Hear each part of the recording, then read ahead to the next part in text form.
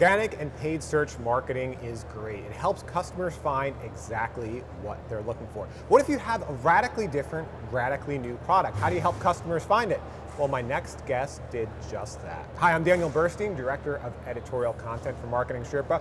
We are here at the Marketing Sherpa Media Center at IRCE. And joining me now is Gaston Friedulewski, founder and CEO of Hickeys Incorporated. Thanks for joining us, Gaston. How are you, Dan?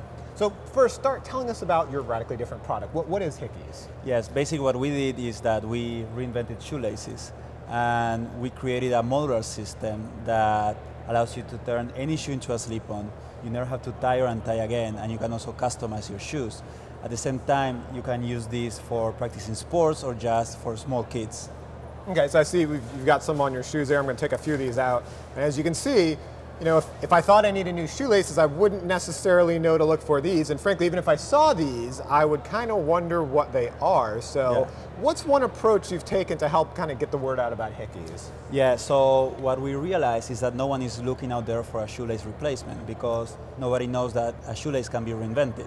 So our biggest challenge was to put this product in the face of our potential audience in an effective way in which they could understand what the product is and they would feel the urge to buy it. We do know that everyone has an issue with shoelaces depending on what stage of your life you are. If you're a mother, usually you have to tie and untie your kids' shoes multiple times a day. If you're an athlete, you have to stop your training because your laces came undone. And if you are a senior citizen, sometimes you might have an issue to bend and tie your shoes, or even people with disabilities. So what we realized is that this was a universal product, and that was also our challenge because we needed to craft a different message for different audiences. So what we did, we realized that Facebook was going to be the best platform to get our message out there. Basically, we started...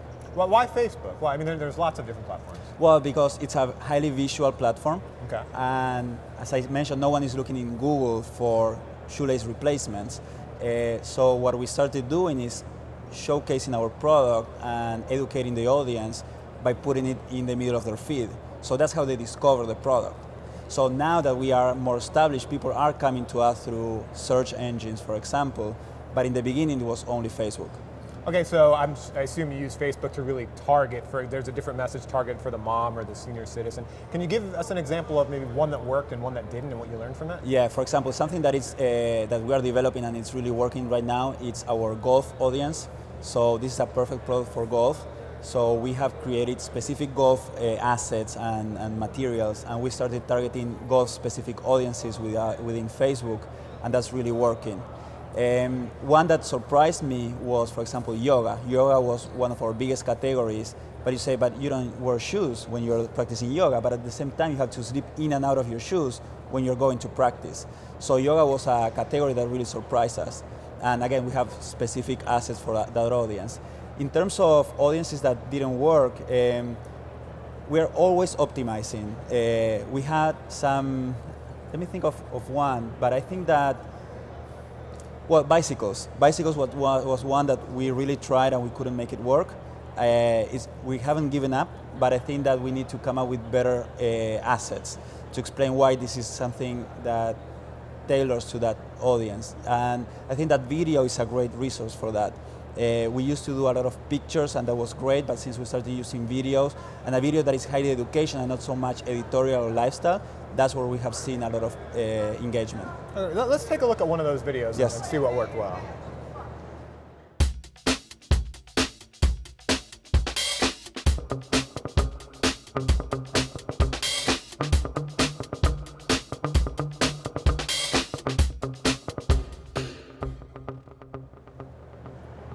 So I see you're showing the product benefit in action there before. So what were the videos like before?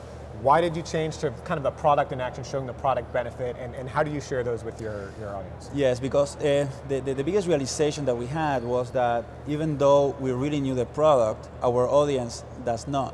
So you always have to be very in tune with what's the life cycle of your product in the audience and try to detach from the knowledge that is within the company or where you assume that the company is. So we realized that we're still very, very early in our life cycle. So we moved away from the more editorial shots and we went back to the basics to show the educational part, and that's where we saw the most engagement. So where are customers seeing that video? What's working for you? So right now, Facebook, I would say that 95% of our traffic comes from Facebook, and our marketing budget goes to Facebook. So Facebook is our biggest traffic generator. Also, Instagram is becoming an important one, but everything that is highly visual for us. And then we do a lot of remarketing, of course, on all types of platforms. But the first engagement is through this highly visual. And that's paid Facebook or organic? Yes. Or okay. Yeah, both. Because now we are seeing a lot of sharing of the videos, so we are also seeing some organic traction, but it's mostly paid.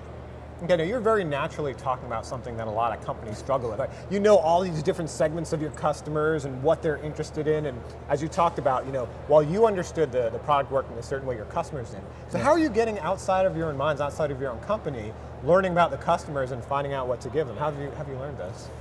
Yeah, that's a very so our blessing is also our curse. It's a universal product, so we can sell to everyone. But at the same time, we have to be very focused and choose our audience wisely. So what we realize is that we are also trying to change a habit. So to change a habit that has been around for 2,000 years, it takes a lot of effort for a company. So, but at the same time, it's a big need in the market. So all those things, when you mix it up, then what we realized is that we started going after the biggest audiences, the ones that were more natural. Kids, for example, is a no-brainer for our product because we're solving a problem. We're solving a problem to every mom. When a kid is between 4 years old and 10 years old, this is the perfect product because they don't want to wear Velcro anymore. They don't know how to tie their laces, so this is a great solution. So we started going after that audience. And then once we understood what worked in that audience, we were able to start replicating that with different types of assets into different audiences. But we always look at the size of the audience, and then we also look at the engagement that we try a lot of things, and then we see what is working, and then we focus on that. Yeah, so a lot of marketers have a challenge with resources and how they focus, and so it sounds like you've really taken your entire universe and said, hey, where's our best opportunity? Let's start there and kind of build up from there. Yeah, exactly. Excellent. All right, well, thank you for joining us, Gaston. Thank you very much. And if you'd like to get some more e-commerce tips and tactics, you can watch many more videos from the Media Center at marketingsherpa.com/IRCE.